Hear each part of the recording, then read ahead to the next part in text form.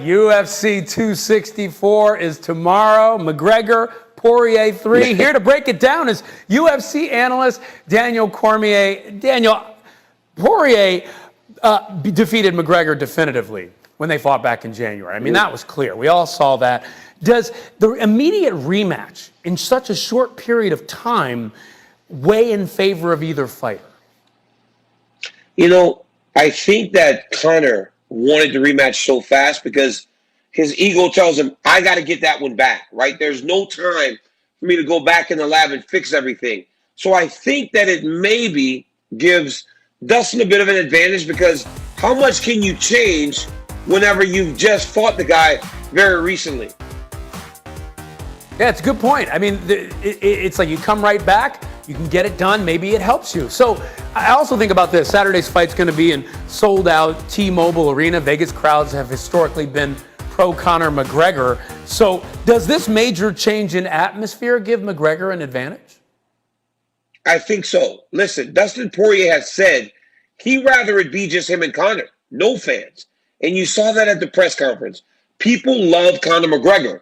And because they love him so much, it does nothing but rile him up. It gives him energy. Dustin wants the intimate fight. He wants him versus Conor, mano a mano, and that's it, right? He wants just two guys fighting for the title, fighting for the right to say that I'm the best man. Everything else doesn't matter, right? He doesn't want to have 20,000 fans yelling, screaming, throwing things at him.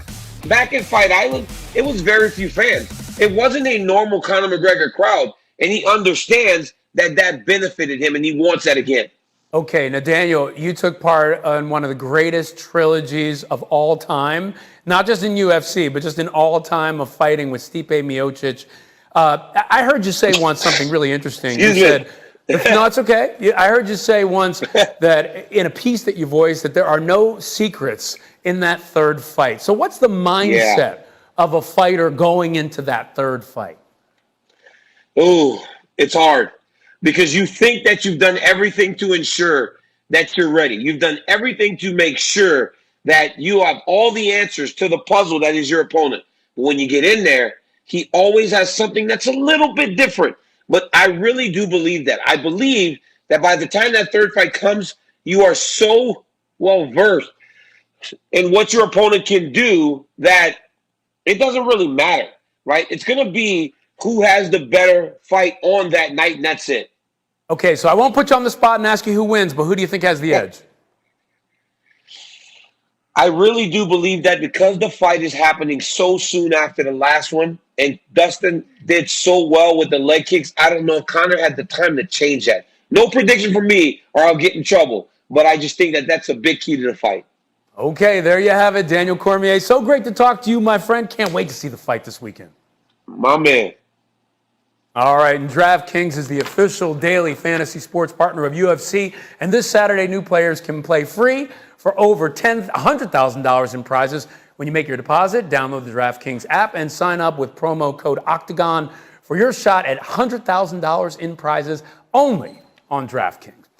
Let's go to the UFC. Now, apart from his showmanship, his mouth, the inherently cocky attitude, maybe the whiskey for some, part of what made Conor McGregor a megastar was that he could match that bravado with results. He was 19-2, but he's 3-3 in his last 6 fights, causing many to describe his trilogy fight on Saturday night with Dustin Poirier as a crossroads moment for McGregor. And when you're standing on the precipice of a potential show-it bout, who better to chat with than the man who puts the show in show business himself, Stephen A. Smith. Yes, he's brash, he's confident, but most importantly, it's because he can fight. As we sit here right now, just days removed from your trilogy with Dustin Poirier, why are you here? I love the thrill of it, Stephen. I love it all. I love the fight. You know, am I the hungry lion I once was? You know, maybe not. It's certainly different, but I'm now the fat cat. You know what I mean? I'm the fat cat pulling all the strings around here, and that's an even more dangerous individual. Well, some people believe, however, that you're not as dangerous as you used to be. They don't feel that way. Okay, because You know, every time I sit in an interview, it's, oh, why are you here? You've too much money, you're too successful, you've done it all, blah, blah, blah. I'm grateful, I'm proud of where I am and what I've achieved, but there's a lot more left in me. I'm still very young, I'm very fresh in the game, and I'm a dangerous man, Stephen. I'm the most dangerous of them all. Trust me, in the mindset I'm in, I'm really, really dangerous. This man is not, it's not going to be pretty what's going to happen to this man in here. Let's rewind the clock to the press conferences leading up to the sequel between you and Dustin Poirier. People looked at you and said, you were incredibly nice. You've got the hot sauce, Dustin. I'm actually I'd love to taste the hot sauce. I got a bottle for you. I appreciate that. I've got a bottle of proper for you. I'd love to share that. You know, I feel almost pity for some people in the game, to be honest. I had a little bit of pity for Dustin, you know. It's not a pretty game for a lot of people in this business, and I just came back and, you know, wanted to be respectful and, you know, give the dues, and, you know, that this time, you know. Dustin, I'm coming for you, P-head. Silly hillbilly. You can't be nice in this business, that's for sure. No matter what, in the most ruthless business of all, I am the most ruthless, and that's what it is, and that's where I am. What happened in the octagon in January? You know, there was a lot of freebies given. There was a lot of free things given. There was weight on the scales given. There were shots in the octagon given. There was plugs and support given. There's nothing free given this time. Everything is getting took, and that's the mindset here. I became a fan of this sport in large part for watching somebody like you knock people out. The only thing that's final in this business is a knockout.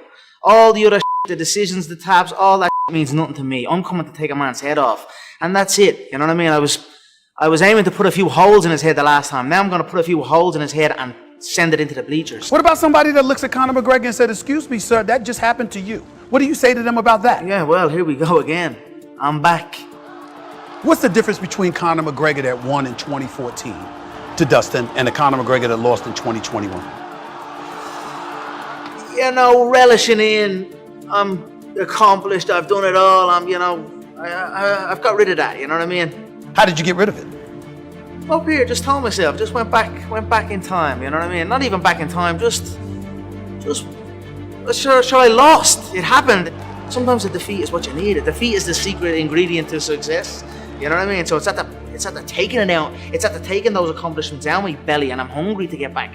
You know what I mean? I'm a fat cat that's hungry, and that's a dangerous, dangerous man. When you lost to Nate Diaz, you disappeared for a little while. You didn't want to do press tours or anything like that. You were focused on avenging the loss to him. Yeah. Is that the similar feeling to what you have with Dustin right now? Or is it worse? Yeah, it's more venomous. It's more venomous? Yeah, it's more venomous for sure. And just why is that? Yeah, just the way things have went. I don't know. Just, you know, another thing, I've not brought my family with me this time. It's hard to go face to face and want to tear through a man and then hold your son or your daughter and give them a bottle, and feed them and this type of thing. So I've stayed away from that for this one, and I feel great. I've not switched roles almost. I've stayed in that mode that I need to be in. When this fight is over, what will we walk away saying about Conor McGregor? The greatest of all time. What a dangerous man. Shouldn't have doubted him. The usual. Win by KO or just to win Saturday night? KO, out on a stretcher. This man is going. Stephen A is going to be covering UFC 248 for us in Vegas, but well before then, he's in Phoenix, and he's going to come back and tell us if Devin Booker or Chris Paul will be the bigger problem for Giannis and the Bucks tonight. Plus, we'll get a little